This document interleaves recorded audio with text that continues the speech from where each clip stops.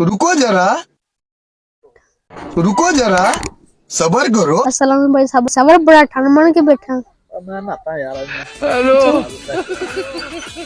रुको जरा, सबर करो। वाह भी वाह, आज तो बांध ठान के बैठा है यार। अच्छा, हमको सिखा रिया। आज तो नहाता है, इस तो आज खूबसूरत लगता गया।